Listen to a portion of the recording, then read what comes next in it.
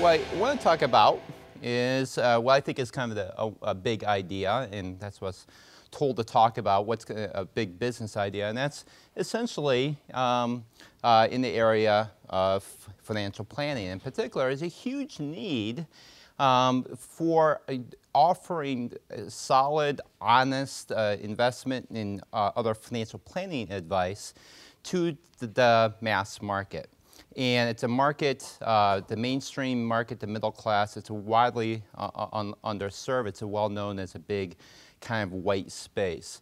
And so this is a quote from Money Magazine, how unfortunately finding objective, affordable individual advice from a live person can be very challenging, that many people who call themselves financial advisors are in fact just selling you products. It's very hard to get a reliable, independent source. In fact, if you go to one of the good guys in the space, a large national firm who I have a respect for, and you ask, I want a financial advisor who's not selling me stuff, is not making commissions off the advice, but is just going to charge me a simple fee for the advice. They want you to have at least $400,000 with them, and the minimum fee is $4,500 a year. So that just makes it really untouchable for most people. And so another quote from the New York Times basically saying advice from a human being is sorely lacking, and someone's going to make a lot of money if they figure out how to crack this space. And so people have tried to tackle this space. In particular, what they've done is they've set up websites, and they say, why is it so expensive? It's the human beings. Let's get rid of the human beings. And the problem with getting rid of the human beings is that most people don't want to make financial decisions without talking to a human being.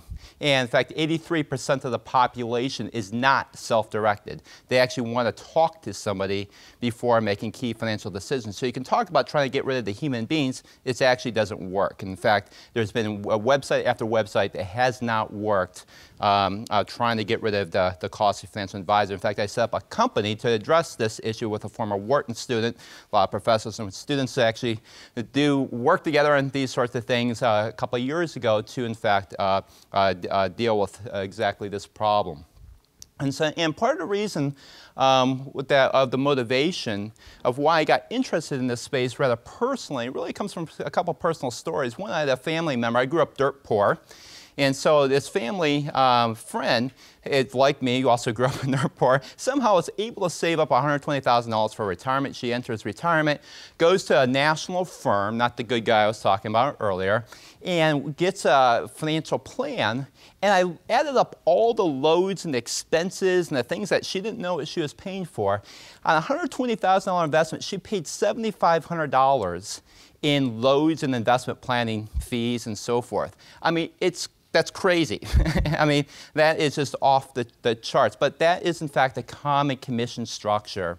And another motivation behind got me thinking about this space is that Wharton students themselves.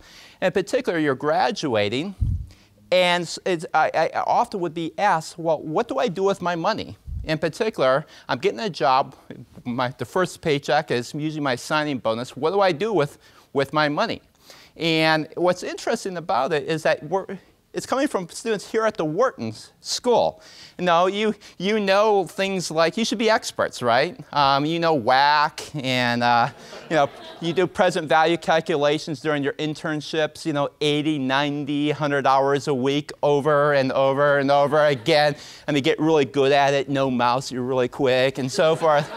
And you should know how to invest money, but we don't really teach you how to invest your money. We teach you how to invest kind of other people's money. And so there's kind of a little bit of a gap there. And here's the secret about investments, and this is really what I really want to talk about. There's so much focus on investments. So in part because of, like the Wharton School and so forth, we spend a lot of time talking about it.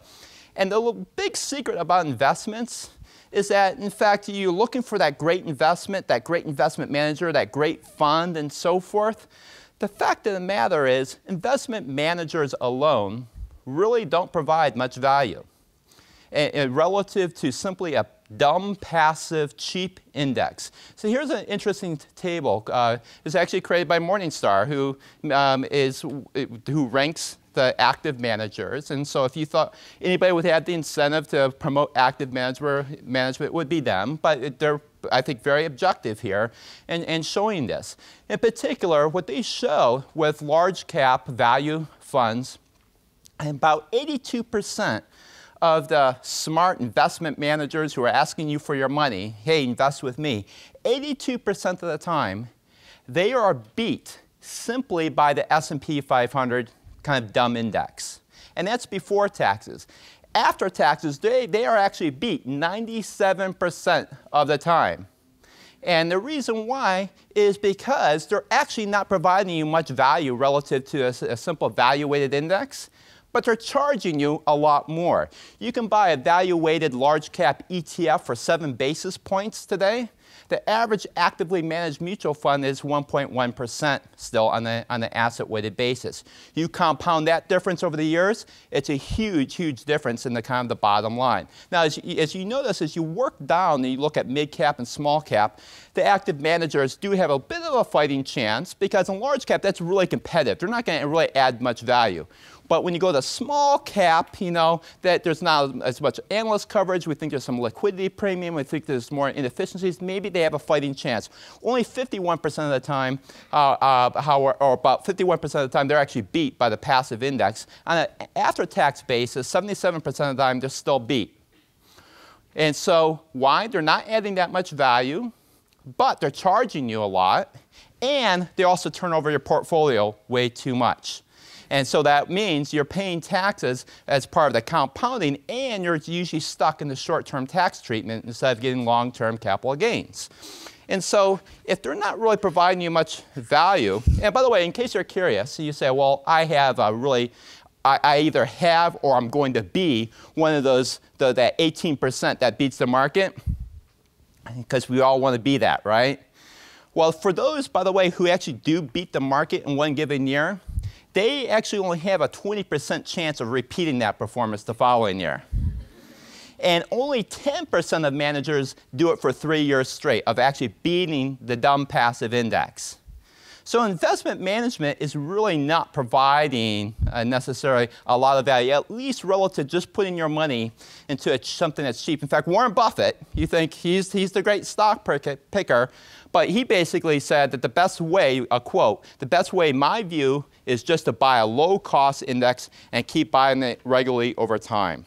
And so even he believes it's the best way of using your money is, in fact, go simple and dumb rather than trying to be too smart. So what drives value?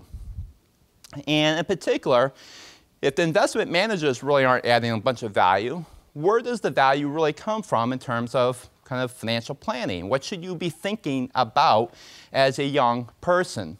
And so I'm doing a research study right now with a PhD student of mine, and we are solving a large-scale simulation model that essentially simulates all the different things that can happen over your lifetime. Different shocks to stock returns, as well as shocks to your human capital, and lots of other things that can happen over your lifetime. And you have different goals and so forth. And so it has lots of complexity and so forth.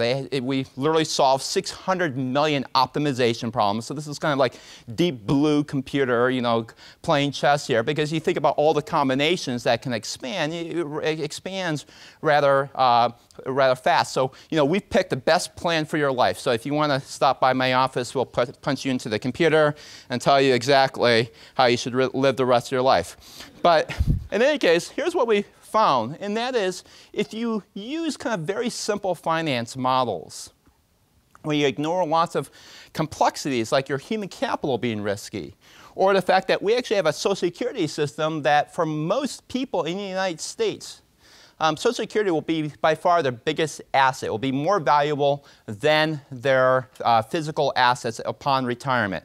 Now, obviously, as a young person, so your human capital is your big asset. But for most people, once they hit retirement and their human capital is then depleted, their biggest asset is, in fact, Social Security. So when we use a regular finance model, so we kind of ignore all these complexities, it actually turns out things like investments, when to retire, how much to save, they all seem pretty important. In particular, they seem to be fairly important decisions that you should be making. However, when we take these additional factors into account, there's one decision that turned out to actually matter. And this is the one that kind of surprised me at first. And that is actually how much to save. Getting the saving equation right was actually a lot more important. In particular, we looked at, suppose that people are making mistakes. And of course, our model is right. This is how people should behave. And then we look at the data and how people actually do behave. I'm saying that tongue-in-cheek. Our model could be wrong. But nonetheless, we actually say, OK, suppose that we see in the data that they're under-saving relative to our model. And we even push it and say, suppose that they're way under-saving and so forth. It turns out even small mistakes are in terms of saving, or that's what's really costly. And what happens is that failing to save enough money can really lead to radical fluctuations in your income, in your consumption over time. And what we know is that people really are willing to pay a big premium to avoid radical fluctuations in their consumption over time. And the best way of buffering that, especially your human capital returns and some of your other risks, is actually through additional saving. And so when I'm asked, kind of, what should I do with my signing bonus? Where should I invest it? Somewhat tongue-in-cheek, but not completely. I say get a plan. I mean, it's really investing in a financial plan. So this last comic here says, you know, I retire on Friday and I haven't saved a dime. Here's your chance to become a legend. And indeed, you definitely, obviously, it's too late then. But you really want to get a good start on saving today. And also start to think about, you know, how to actually make sure you're saving essentially the right amount that really matters the most. All right, thank you.